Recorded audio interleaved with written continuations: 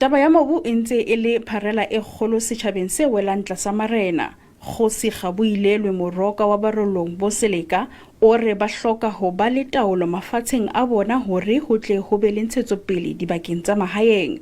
Re a kgona re le magosi go ya ka history ya rona, mme re bona go le thata gore re ka kgona go dira go tlhabolola go dira jaaka re batla go dira mo teng ga tulo ya rona e le gore lefatshe lone ha le mo maikarabelong a rona. AfriFurum e re ho ba le taolo ho fana ka tshireletso le monyetla wa ho fumana boramatsete. We sought a legal opinion to determine the most streamlined process for traditional communities to obtain ownership of their land. Baahi ba re mehleng ya kgale marena ke ona a neng a busa mme tsohle di ne di tsamaya hantle. Sebaka sa Thaba Nchu se be le bophelo jwalo ka sena le manoni ao ba sa tsebeng le ho tseba batho ba Thaba Nchu re manoni a teng.